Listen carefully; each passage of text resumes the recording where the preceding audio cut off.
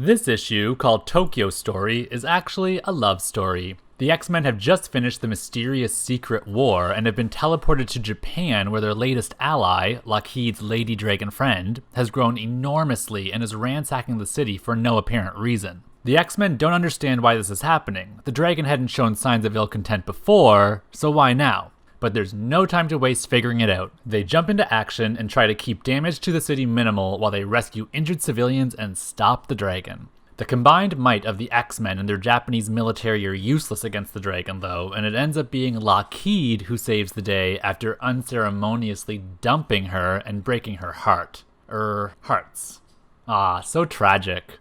I think this is an interesting issue with a cool twist, if not necessarily an issue that I'm that interested in. It's always fun to see Lockheed get some prime story time, and I like that we don't really need to have read the Secret Wars crossover in order to understand what's happening here. That said, it still feels like an oddball issue that came out of left field. It's like the writers had an idea for a story, but it didn't really fit in anywhere, so they shoehorned it in here, even though it's far removed from any kind of overarching story engine. I don't mind one-off stories at all, it just felt a little weird and out there, especially the inclusion of a giant dragon as the antagonist. It's not really the typical fare we see for X-Men villains. Then again, the Marvel world does have a monster island comprised literally of giant monsters, so I suppose this sort of clash was only a matter of time. The best bits of this issue are the in-between bits. Once again, I chalk the greatness of this X era up to over-text thought bubbles because we get to see the inner workings of the characters' minds and learn where their heads are at. Some of the best stuff in this issue touches on the new relationship between Storm and Professor X. Don't worry, it's nothing romantic.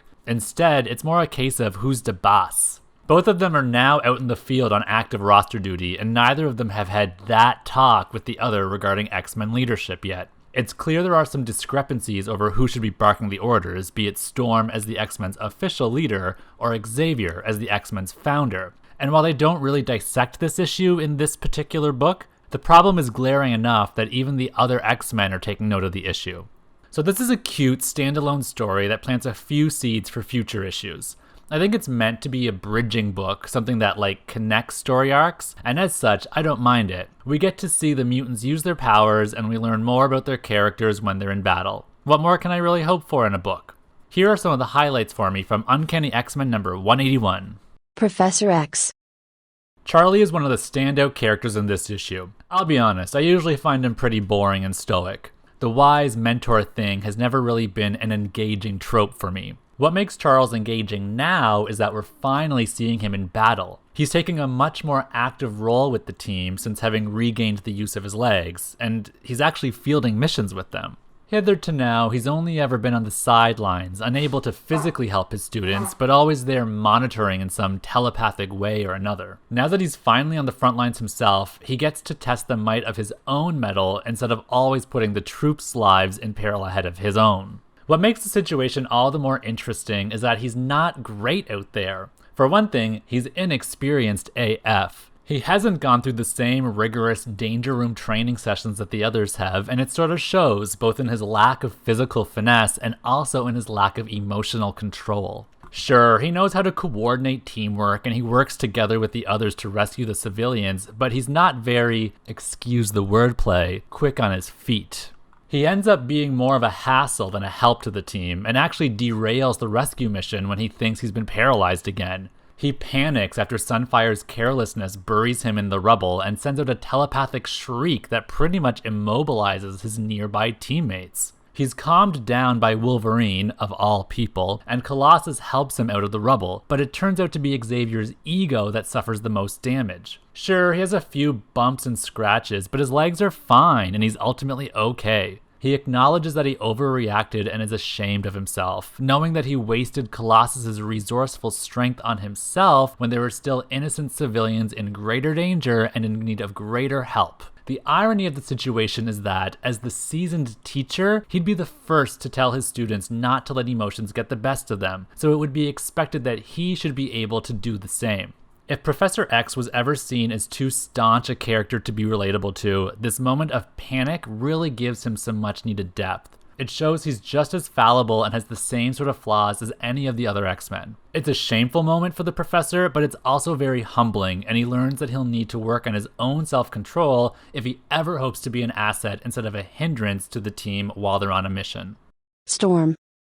Storm continues to show her competency as an X-leader in this book, which is nothing new at this point. We all know she's got the mojo for the gig, but her situation is a little bit more complicated now that Xavier is tagging along on the missions too. Storm is serenely confident throughout the issue. We only ever explore the inner workings of her mind during the heat of battle, when the dragon's winds start to overpower her. She doesn't even bat an eyelash when Xavier barks orders to the others right in front of her. She's the consummate professional and doesn't take offense to his toe-stepping, at least not that I can tell. To Xavier's credit, he immediately feels bad about undermining her authority, and to the others' credit, they don't move until Storm says to jump, but it's clear enough that there are some major power dynamics that need sorting out now.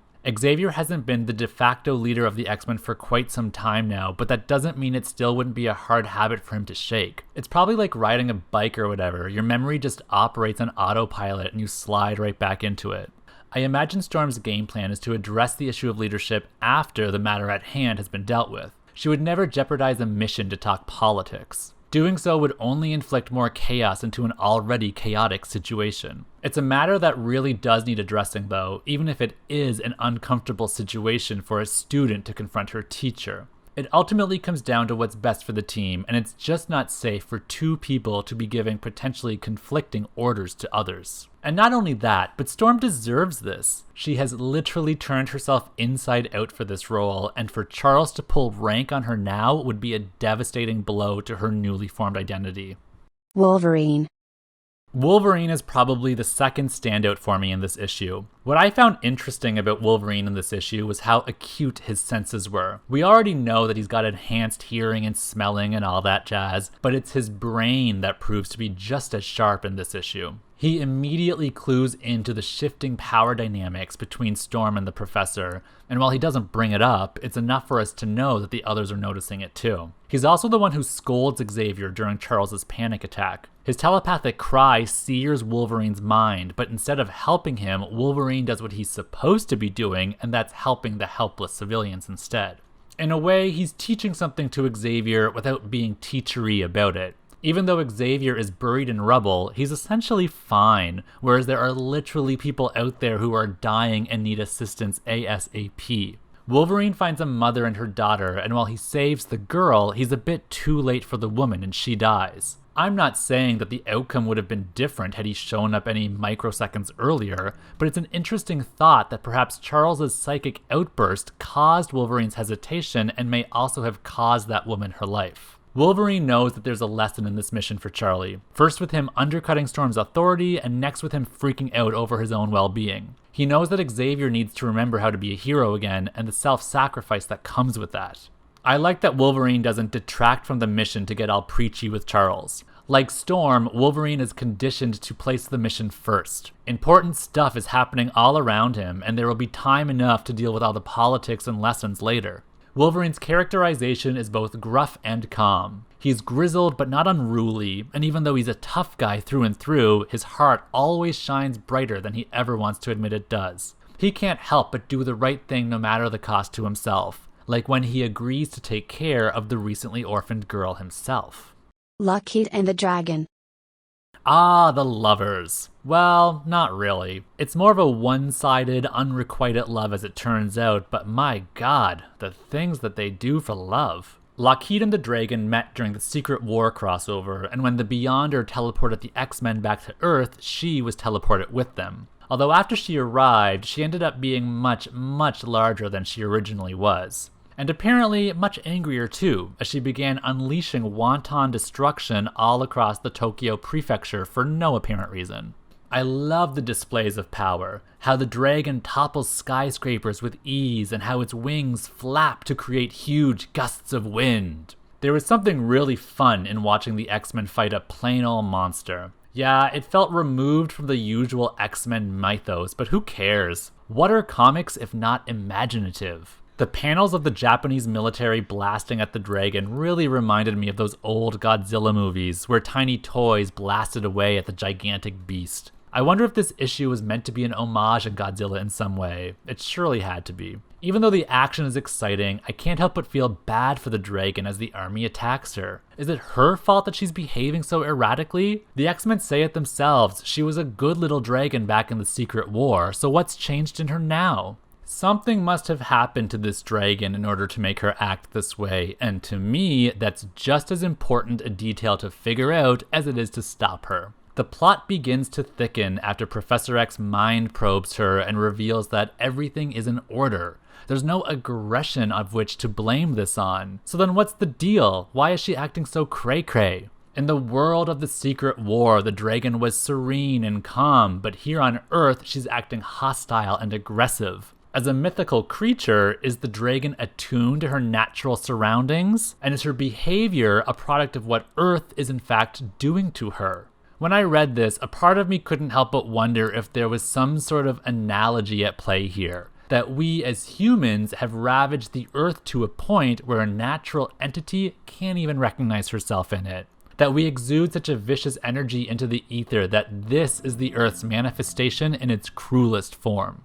I don't think that's actually the case, and I'll admit that I'm thinking way too deeply about it, but it's an interesting thing to consider. Anyway, I digress, but the dragon's defenses do flare up after the professor's mind probe, and she throws a building at him in retaliation. It results in Xavier being buried under the rubble I was talking about earlier, and yada yada, we already covered all of that. The day is ultimately saved by Lockheed after he confronts the dragon and stops her from killing Storm, Sunfire, and a bunch of children.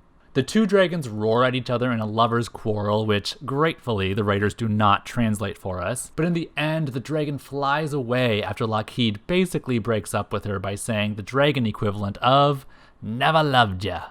And yet again, I can't help but feel bad for the dragon. The expository boxes make the whole exchange sound like Lockheed broke her little heart. Hearts. I keep doing that. It seems like Lockheed was never interested in her romantically to begin with, because after all, he's already got a lady love, and it's none other than Kitty Pryde. No one can take that place in his heart, not even another of his own kind. So with the retreat of the dragon, so too retreats the threat, but not the answer as to why. Why did the dragon cause such a ruckus in the first place? The final reveal shows that the dragon wasn't causing destruction for destruction's sake at all. She wasn't manipulated, she wasn't angry, she wasn't doing anything out of the norm of her biological programming. It wasn't a case of Earth affecting her natural senses like I predicted. She was just a dragon lady in love, and she was collecting raw material to build a nest. It's something that you can't really fault her for. It explains why her thought processes were normal when Xavier psi probed her, and also why she defended herself when she was being attacked. Her intention was never to destroy a city or attack a human. She probably doesn't even really understand what a city is. She was just doing what came natural to her and preparing for what she hoped would be a long and happy life with Lockheed. Part of me wonders if the destruction might have also been a way for the dragon to prove her love to Lockheed. Like, maybe she saw it as some sort of grand gesture or something. Maybe destruction is dragon language for love. She obviously hadn't considered just how much of a human side Lockheed possesses. He loves this Earth. It's his home. Seeing her destroy it like that and nearly destroying his friends in the process nearly destroyed him too. He had to send her packing. This was not a relationship he wanted any part of. Sunfire. It's always a treat for me when Sunfire shows up. He's cocky and arrogant and always heats things up for the X-Men. He stirs the pot right from the get-go when he chides his cousin for romanticizing a foreigner, but he agrees to go out and help the heroes nonetheless. But don't get it twisted, his intentions aren't totally altruistic here. Yeah, he's playing the hero to save his country because of course he loves it, but he's mostly doing it because Sunfire would never let an American superhero show him up on his own soil. Sunfire is here to showboat as Japan's foremost hero, and that means formidable displays of power regardless of the consequences. He saves Professor X from being crushed by a building, but neglects to pulverize the falling debris resulting from his solar blast, and thus begins the Professor gets buried and freaks the F out panic attack. Watching both Sunfire and Professor X in action on the battlefield really hammers home what it means to train as a unit. Neither of these two have really done that, and it shows all too well. The both of them are making saves and doing heroic deeds, but they're still operating too independently. A team will never function smoothly or fluidly that way. If Sunfire had adequate battlefield training, he would have known that the work isn't done when you smash the giant chunk of metal. It continues until you smash all of the resulting debris too. This sort of knowledge only comes with experience and training. It's training which Sunfire denied himself after he denied membership to the X-Men. All that said, Sunfire certainly is not a bad guy. He's definitely still a hero. He's just a hero who's really after his own glory. Mariko. It was cute seeing Wolverine's lover in this issue. Everything about this issue revolved around love, it seems. Mariko is the established lord of her clan, and she's the one who orders Sunfire to help the X-Men. She doesn't do much else in this issue, to be honest, but I liked her presence here because it once again showed us the softer side of Wolverine's edges. He's so often described as an animal instead of as a man that it's hard to peg him as someone who could love another human being, but seeing her on the actual page proves both her existence and that his feelings are mutually felt by her. Madelyne and Cyclops. Madelyne is a little bit upset here. Cyclops has been gone for a week, and she's just expected to carry on as usual without so much as a word from him. She's ecstatic when he appears from out of nowhere, but then starts to lay into him. I don't think it's very fair for her to be attacking him. It's not like he asked to participate in the secret war, but she can't help it. It seems Madelyne still needs to come to terms with Cyclops' life as a superhero. This was never an issue for Jean. Jean could understand the X aspect of his life because it was something that she shared with him as Marvel Girl. But with Maddie, a regular human, there's no basis of comparison that she can draw. It's a world totally foreign to her, way outside her realm of expertise and comfort. It's sensational, but it's also nerve-wracking because there's no telling if Cyclops will live or die any day of the week. It will take some adjusting on her part if she truly does want to stay with Cyclops forever. Because if we know anything about Slim by now, it's that he takes his responsibilities as an X-Man to the grave and puts them above all else. Senator Kelly. Senator Kelly makes only a brief cameo, and it's during the issue's epilogue. He's lobbying at Washington, as politicians are wont to do, and tries to push through his latest bill proposal. It's a very haunting final panel to end on, and it's all the scarier by what it means from an allegorical standpoint in our real world. Kelly's bill is a discriminatory bill that would honestly set back so much progress that has been made for mutant civil rights. It's something that creates devastating ripples for many years to come in the X-Men's lives. That bill, of course, is the Mutant Affairs Control Act, or as we know it better, the Mutant Registration Act.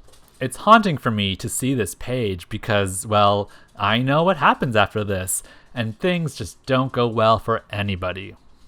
Panels. Here are some cute mini moments that I liked in this issue. 5. The Japanese war room complaining about this being the off-season for monster attacks. Imagine having to plan your vacation around that. 4. The kids offering Professor X some tea. Ugh, they're just so polite. 3. Lockheed cooing. I love when this little dragon shows emotion. 2. The kids referencing their monster dictionary. Hey, I want one of those. 1. The team flying off to save the day. Can't go wrong with a cool action shot. There were some fun noise letterings in this issue. My favorite has gotta be Sunfire's shoom. It's when his solar blast obliterates that building that was being thrown on Xavier, and I just love that they used a flame-based font face for the lettering. Adds a little extra oomph to the shoom, don't you think? Fashion. There is nothing truly groundbreaking in terms of fashionable moments for this issue, but we do get some nice looks. Rogue isn't heavily featured because she was dispatched to go check on Kitty Pryde early on, but I certainly felt impacted by her costume. The orange outfit is something Rogue wore for only a short period of time before trading it in for her trademark green, but I love how it plays with her proportions. She's wearing a big, bulky, almost half-caped turtleneck that gives her some interesting angles in her shoulders. As the garment flows down, it's cinched at the waist by a patented superheroine sash belt, giving her a truly triangular shape overall. I also love Xavier's superhero outfit, more for its camp than for its actual style. It's basically just a yellow onesie with a big giant black X across the chest, which is really nothing to write home about, and when you look at him side by side with his fellow X-Men, it makes him look out of touch with the costuming, but I still really like it. Storm is flawless as always. For a woman who only recently started dressing the part of a badass chick, she's certainly got the wardrobe down. The pieces by themselves are all very basic. There's a black halter top, black pants, thick studded choker, and crisscrossing white belts, but it's the essence of them all together and on her body that specifically give them life. The true winner of this issue's fashion game is Cyclops. Oh, Slim Shady himself. Nothing screams comfortable in my own masculinity more than what he's wearing. A crop top tank top, scrunched up socks, and the tiniest pair of cut-off denim booty shorts that I ever did see. Just wow. I don't know who has been giving him outfit tips, but please continue to do so. I am absolutely enthralled by this entire combination. Cyclops is a pride parade in pure heterosexual glory, and I've never been more proud of him. It's even bringing Madelyne to tears. Oh, she's so happy. Ads. This issue, I'm highlighting one of Marvel's own ads. I just couldn't pass it up after seeing the Hulk wearing an oversized diaper and safety pin. He's a 1984 baby, and he's promoting 1983 prices for this year's comic book subscriptions. People used to fill these forms out and receive comic books in the mail, though for the life of me, I don't think I ever personally knew anyone who comic shopped that way. I don't even know if I was allowed to where I lived. In any case, I think Hulk is looking great as Marvel's poster boy for this event, and I hope he at least scored an extra miniseries as payment for this kind of service. X-Mail. This time, it's Wolverine's turn to step up into the editorial office and answer some fan mail. They really do a great job nailing his calm but intimidating characterization. He threatens some of the fans for coming for his girl Mariko and sets others straight about their fan conspiracy theories. But the highlight of this letters page comes from AJ, Andy, and the rest of the gang at Chuck's. They take affront to the inaccurate depiction of the Anchorage International Airport from a few issues ago, indicating that the errors were so blatant that even the department mop could have done a better job. Ouch, that's laying it on a little harsh, guys. This issue was published in 1984, which is long before the writing team could ever have pulled up a quick Google image search to solve the matter. The letter contends that the team should have, at the very least, taken a trip to Alaska in order to scout out the scene before they drew it. And hey, that's not such a bad idea. I mean, why wouldn't I write off a quick trip to Alaska as a business expense? It sounds like a plan, guys. Catch y'all at Chuck's. Well, that's it for this one. Thanks for watching, and be sure to check out my summary video of this issue to get the full scoop on what happened without any of my meandering thoughts. Feel free to subscribe for more videos and come on back for more Great X-Mentations.